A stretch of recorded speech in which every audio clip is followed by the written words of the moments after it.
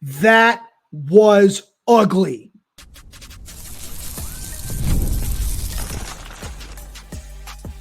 You are Locked On Huskies, your daily podcast on the Washington Huskies, part of the Locked On Podcast Network, your team every day. Welcome back into another edition of the Locked On Huskies podcast. I'm Roman Tomashoff. That's Lars Hanson. He's site editor with Athlon Sports Inside the Huskies. I'm the site editor with Huskies Wire. Thank you for making this your first watch or first listen of the day, as we are part of the Locked On Podcast Network, your team every day. Today's episode is brought to you by Game Time. Download the Game Time app, create an account, and use code LOCKDOWNCollege for $20 off your first purchase.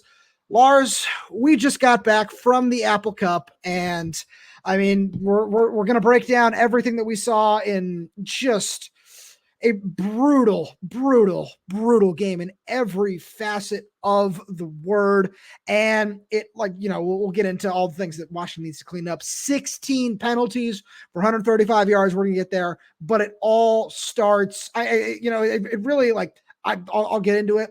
I don't think it's the biggest play of the game because of everything that led up to it, but it all came to a crux on that awful play call and a speed option from Will Rogers to Jonah Coleman on the short side of the field on 4th and 1 with a minute 12 to go with an opportunity to win the game. So let's just unpack that final drive, because as you said, it's not just that play, but it's how the drive started. 45 yards, Will Rogers to Giles Jackson. The only dependable dude, and no sight to Denzel, because I think he was 8 for 10. Denzel had a good day. Yeah. So no sight to Denzel, but again, just based on Not My Agenda production, 8 for 8 again, came into the game 16 for 16, again does 8 for 8, and bailed out Will Rogers on that 45-yarder, because that was not necessarily the cleanest, pitch and catch from Will to Giles, but it gets him into Wazoo territory. And then you think, okay, you got about 2 minutes left. There's no way you don't somehow get points on this drive. That's what I was thinking. More so, like, you're thinking at least a touchdown probably, and then maybe you decide quick 2 for 1 with a field goal and do an onside kick. That was never seemingly going to be the plan. You get the ball all the way down, speaking of Denzel, 9 yards to the 1 yard line, the 1.5, 2 yard, whatever you want to call it. Whether it's the 1 or the 2, you're talking about, right on the doorstep of going. Yeah. So one thing, sorry, Lars, one thing I want to add in there from just talking to some people that we did from our angle, from sitting in the press box where we were, I saw some people saying, well, why didn't he reach out for the goal line? I don't think he would have gotten there if he did. Like, yeah, it would have been a little bit closer, but I mean, that's not something I think we need to get into, where I don't think he necessarily, scores if he reaches out there, but that's just something I wanted to mention. Please. I'm sorry. Continue. No, you're right. But the risk reward ratio there, ball gets swatted out, Denzel fumbles. There's, again, I'm not going to fault Denzel for not reaching out on that one, because everything was still plenty in play on 4th and 2 to still get a touchdown. You have one of the best bowling balls in the country in Jonah Coleman. Now, yeah, your offensive line kind of got bullied on the day. That might have played into why it ended up being a speed option. But even still, we've seen Washington line up from, the goal line-ish area and just run power. That tells me you have zero confidence in your offensive line. The other crazy part in all of this is, forget the zone read, it's what Jedd said at the end of his press conference when I asked him about Giles Jackson's performance being a bright spot. Jedd said early on in the press conference that they had another play called, didn't get the look they wanted, so they went to the zone, to the speed option. The original play was to Giles Jackson. Yeah. To me, and Jedd said it directly after the game, like, yeah, probably should have gone to him. He was having a great day. It's like, if anything, no one's going to fault you for trying to target Giles on a quick rub or whatever the case. You can't tell me there's something in that playbook that's not better designed for Giles than what you ran with a speed option. There's zero chance that there's not 1 or 2 better plays. Clearly there's at least one, because you thought you were going to call it initially. But The other side of this is Jake Dickert also gave Fisch a look on that 4th down that they'd seen before with a twist, is what he told me after the game. That gets back to coaching. So Jedd, I think, kind of got baited into a switch, took the bait, ended up paying the price. And, it's a tough one to swallow, but he's got to swallow it. Let's talk about another thing regarding that play call. Jedd said that was their gotta have it play call, that all week they had repped that as the gotta have it call. That's kind of wild to me, where there's so many other ways to do that, where, like, even if you want to put Demond in the game, I feel like it's a better idea, we'll get into that later. And the situations he were used were like, I still don't have a problem with using Demond. Like I don't. But I feel like, it all of a sudden that opens up some different possibilities if he's in the game on that play. I understand why he's not. I'm not saying that. I'm not calling for that at all. But when I look at that play call, and exactly as you said, Lars, the bowling ball, he didn't necessarily have his best game, but the bowling ball dominant running back that we've seen in Jonah Coleman, why is that play going to the outside? Why, like, especially on the short side of the field, there's so many things there where, why is that play going to the outside? Where, you call the timeout. I honestly, when I saw the first look, I thought it was going to be just some kind of inside zone to Jonah, where, you run all over guard or you run, try to get through as a party somewhere in that ballpark. No, you go with the speed option, which was mind-boggling. There's so many things in this game that were absolutely mind-boggling. Why? Like there were so many times you and I were looking at each other, working with Alex Katzen, Ben Glassmeyer. We're all sitting right there, and Nick Lemkow, where we're all looking there. Why? What was the idea there? What were you doing? There were so many different points where that was the only thing that you could say after a play, which was, just incredibly frustrating to watch, to say the least.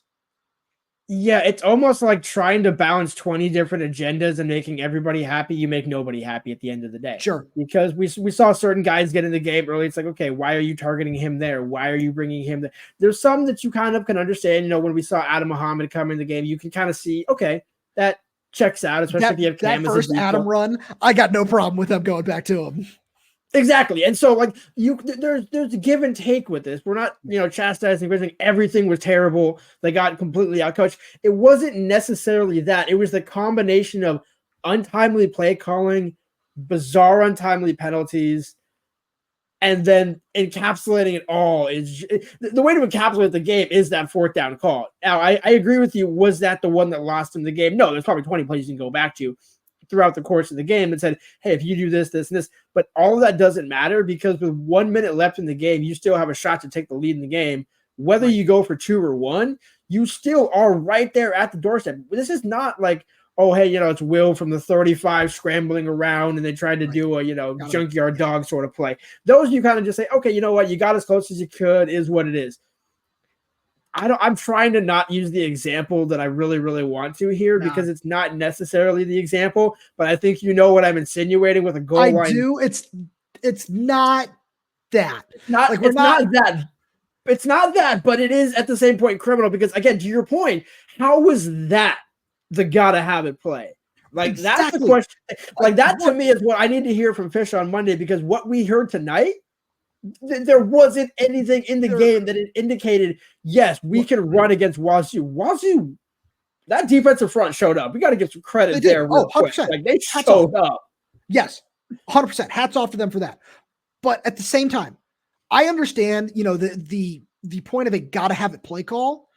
There is a huge difference between calling that play at, let's just call it the 12-yard line. Let's back them up 10 yards. Let's say they were calling that play on the 12-yard line. You get it. There's other ways to stretch out the defense. But when you get that close to the end zone, everything compresses. Everything gets so much shorter. It's absolutely insane to do that when you have so many other things to do. The Giles play call, it's not necessarily the best play on the goal line, but you have 2 receivers that can go up and win jump balls. You weren't throwing those. Like they're like the second down play call to Denzel. I thought there was a little bit of a hook there, but it doesn't matter. It does not matter because at least, you're putting the ball in an opportunity for one of your playmakers to go make a play.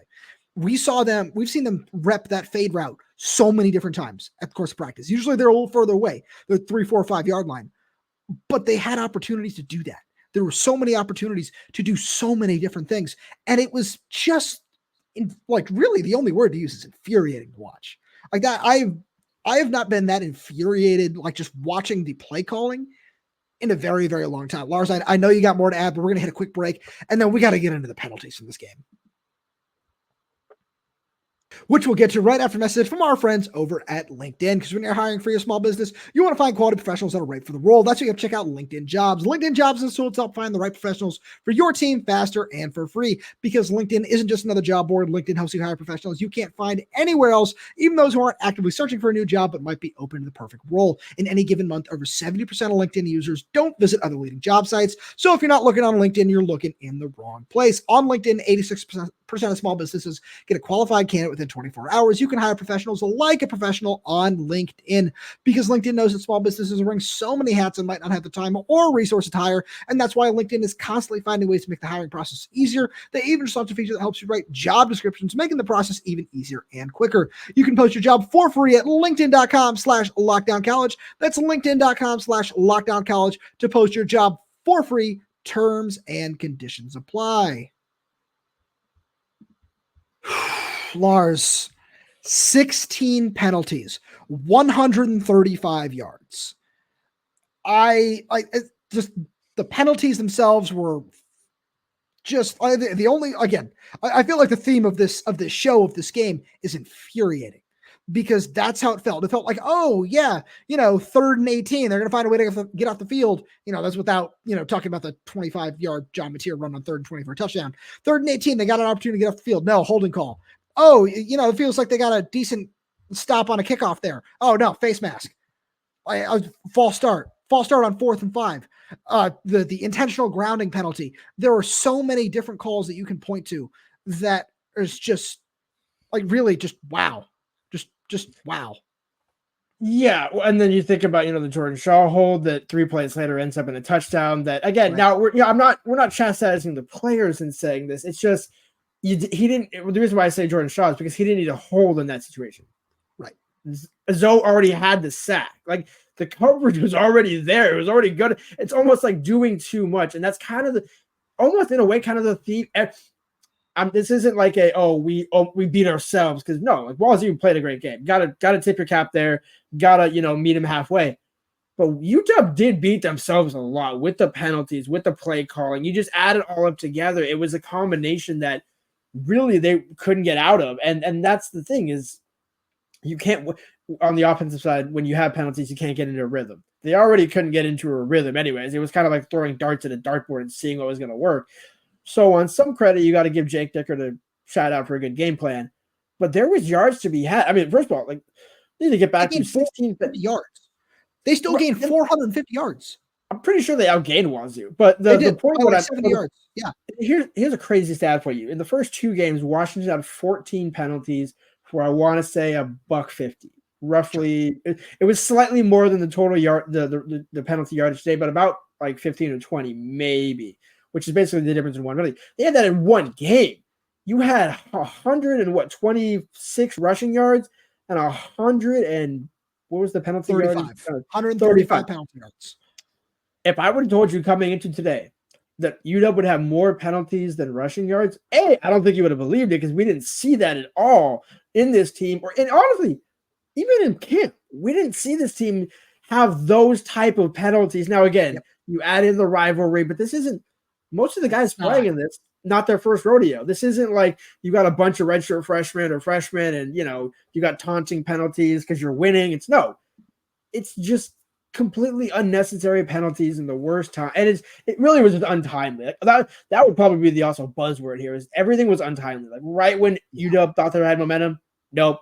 Like right when you thought Price got a pick, nope. It just nothing was falling right, even though it kind of seemed like it with the Dixon picks. Like, hey, they got a pick. Right. 5 plays later, it's back.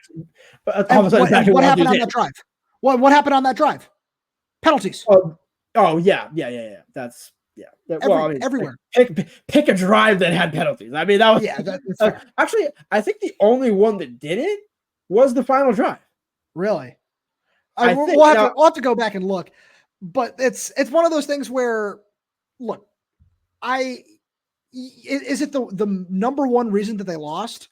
I don't think so. I think it was just the play calling, especially at some of the critical points in the game, where there are so many play calls that you can go and you can look at and say, all right, like this is really questionable. That's questionable. Obviously, the 4th and 1 on the goal line is the worst one by far. But there were so many different points where that seem to be the case, but penalties is a very close second, a very, very close second. And it's something where you had an opportunity to clean it up at halftime. You didn't. You had an opportunity to, like we can talk about the timeout call there, on 4th and 1 on that before the 4th and 1 play that, ultimately leads you not getting the ball back, which is one of the reasons I fault the coaching. But then, you still have an opportunity to maybe do it with 20 seconds, offside. And then the unsportsmanlike conduct. And then all of a sudden the game's over. Where there were so many other little things that you could have done there that another penalty and another penalty and another penalty, which is like, you're right. Is it uncharacteristic for this team? Yes. This is something I think will be cleaned up. Yes, but that doesn't matter anymore. Like that doesn't matter right now. Like it was messy in every possible way. And it was the last 2 offsides that you're mentioning, Sebastian Valdez and Javon Parker, 2 of your veteran guys. Again, this is not, boneheaded. And again, it doesn't make it better if it's a boneheaded freshman, taunting or whatever, but you could at least okay, you understand it. And again, I don't pretend to, say, oh, how do you jump off sides and that sort of shit. I get you're antsy, game's nervous, but especially the second one, it's like, okay, Valdez, all right, you're trying, you're pursuing, all right. But it's almost like if that was penalty number 5 or 6 in the game, cool, fine, whatever. It was penalty 15 preceded by penalty 16. That is the problem. You can live and die between 6 and 8 penalties because that's kind of what they had the first couple of games.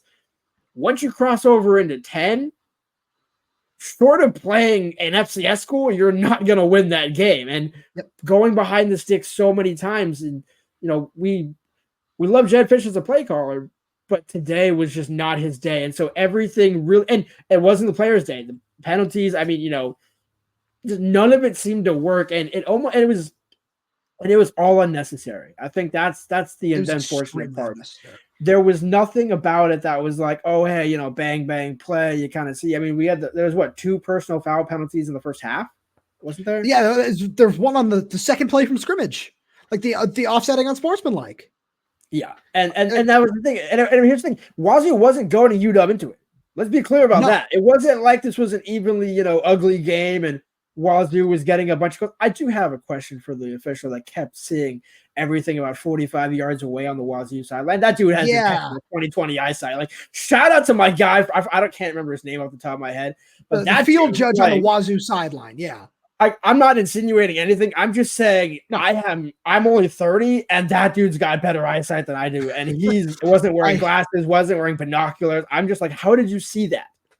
Yeah, it felt like most of the flags came from that guy. And again, no, you're right.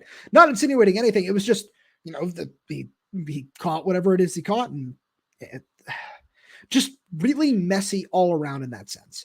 And you look at just some of the particular instances where there are drive killers, there were drive extenders. Lars, Washington allowed 6 automatic first downs on penalties. And that's just unacceptable. That's something that no matter what you're doing, no matter who you're playing, you're not going to win that game. And then you capitalize that with a rivalry game. You capitalize that with this particular rivalry game.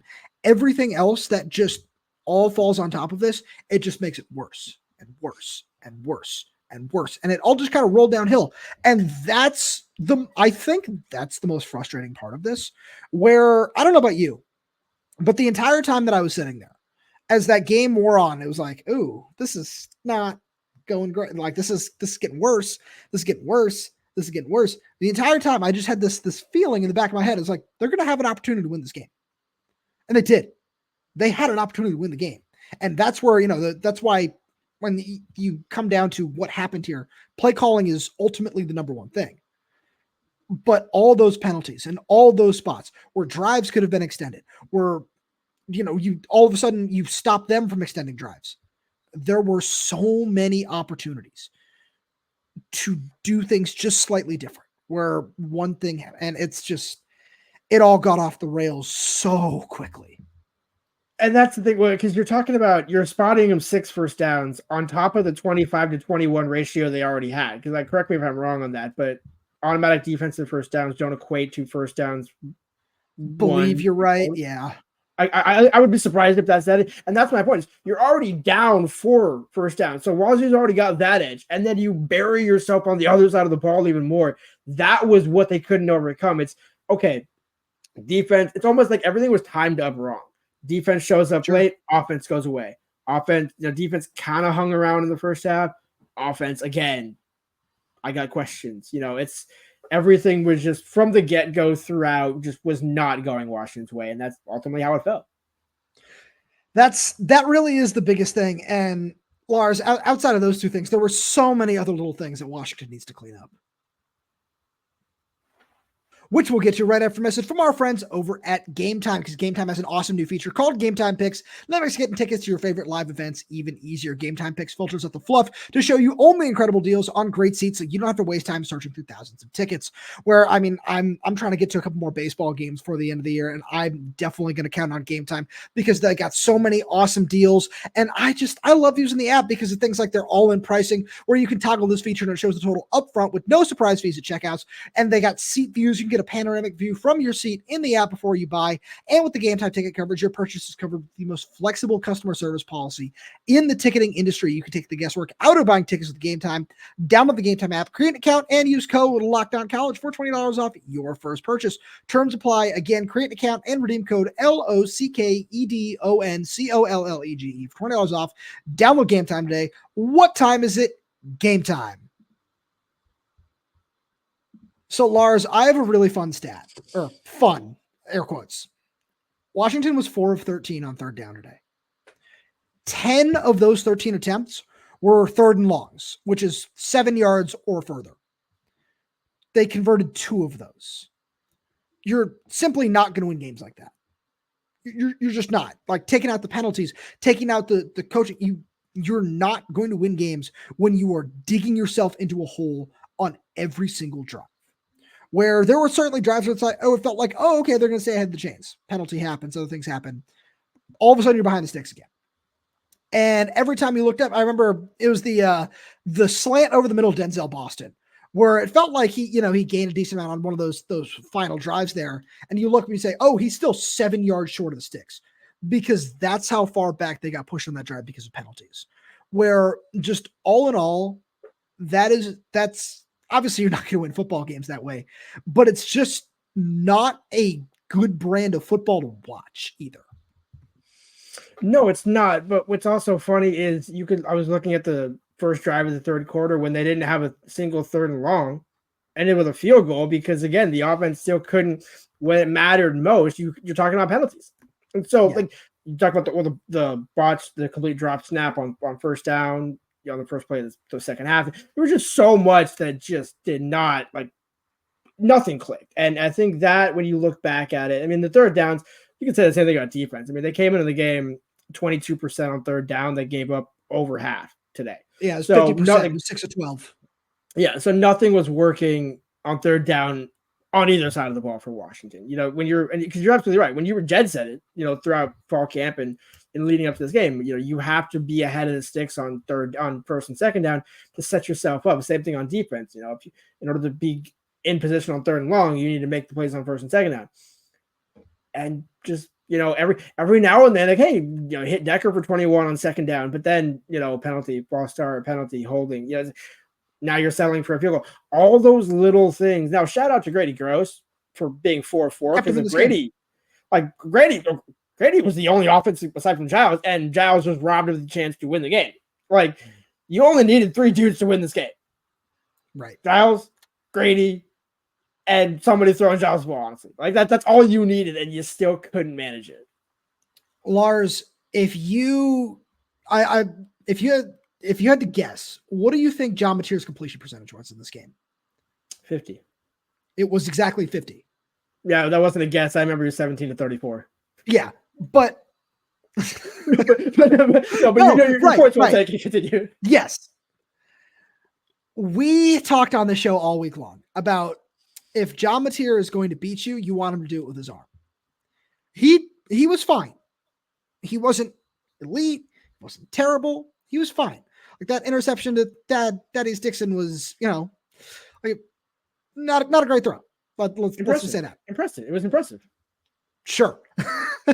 But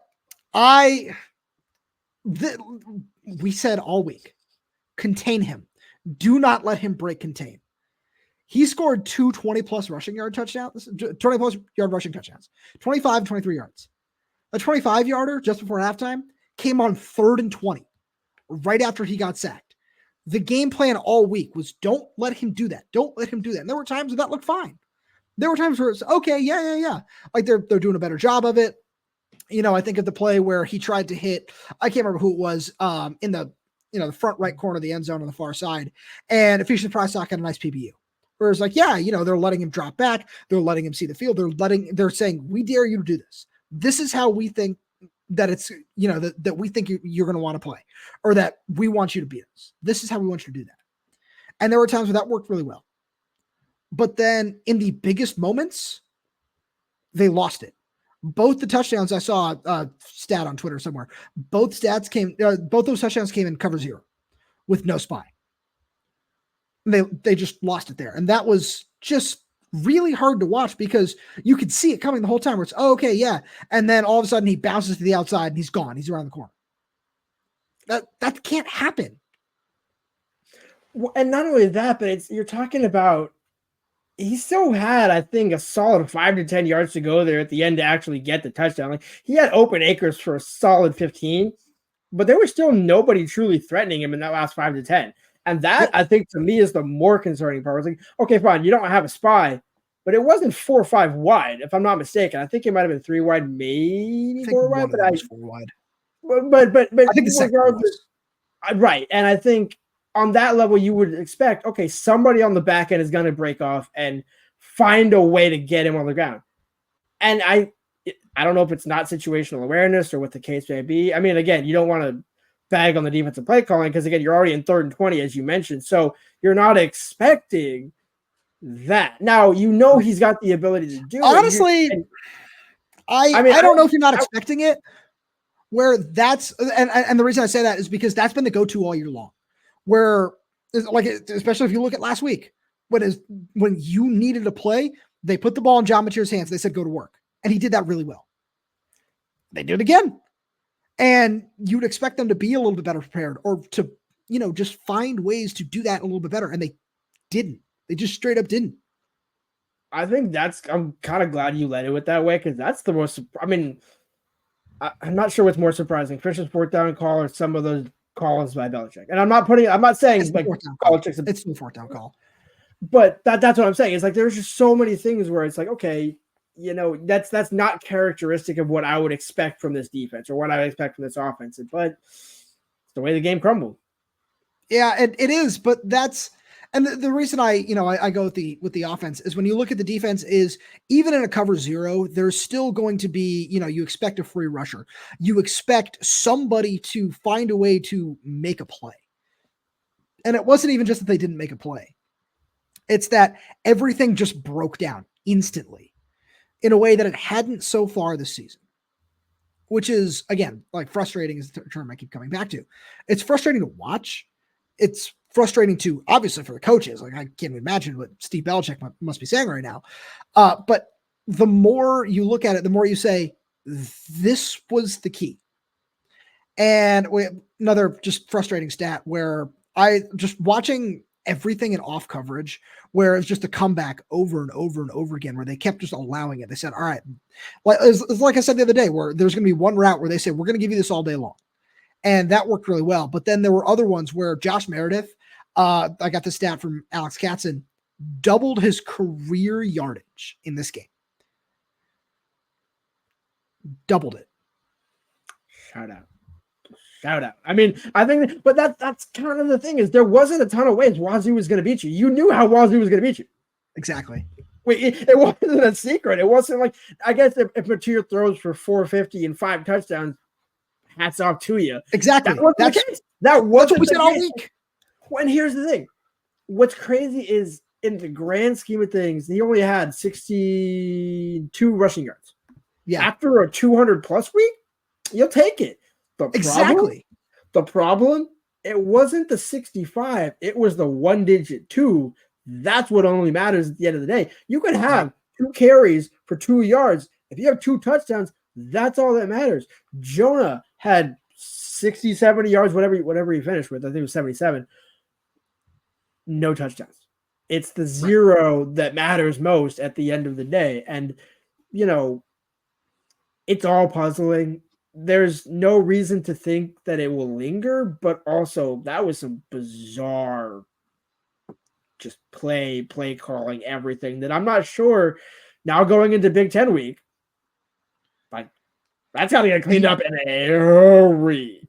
Now, they need to already be cleaning that up right now. And just the more I look at it, the more you just said, like, special teams. We didn't say anything about special teams. I gotta spend 30 seconds on that before we get out of here.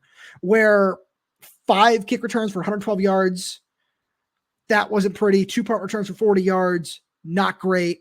There were some penalties on special teams, but everything about it, where there were some special teams concerns last week, we discussed it, where those didn't pop up. There were no blocks, but all of a sudden the coverage was just not there, non-existent. Yeah, and it's also, this was a level up in competition. Weber State, Eastern Michigan are not, as much as UW fans want to say, hey, Wazoo's the little brother. It didn't look like it today. And now you're going into an even bigger test. And again, Northwestern is lower rung. They're winning 17-7 right now in the third quarter. So now you're going to be coming in a team that's got the same record as you, same thing to prove. And now you got to go back to the drawing board against a completely different team. And so it's going to be a real test to see what Jedd Fisch's true coaching prowess shows, because we saw it in Arizona more so in October. Now he's got to do it in September. Like, now it's ramped up a little bit more, because if you lose back to back, now the season gets real interesting real quick. So you can lose the game, wash it, learn from it. If you still finish with 2 more wins at the end of September, you'll take it. You'll learn from this, because again, you only lost by 5. It's not like you got blown out 40-13 like you did in 21. So it's not egregious, but it's also horrendous with how it looked. It feels worse than that because of the little things you could have done to make it better. Lars, with that being said, as always, thank you so much for being here. Thank you all every day for tuning in. We really do appreciate your support, especially after watching something tough like this. And please, if you enjoy it, make sure to subscribe wherever you get your podcast, whether that's YouTube, Spotify, Apple Music, Amazon Music. We're there. We're everywhere. We're updating the channel with new content every single day. We already know what's coming in the comments section. We do. It's down below. You know where it is. If you're audio only, please leave us 5-star reviews. It does help us out a lot. Thank you so much for tuning in, and we'll talk to you on Monday.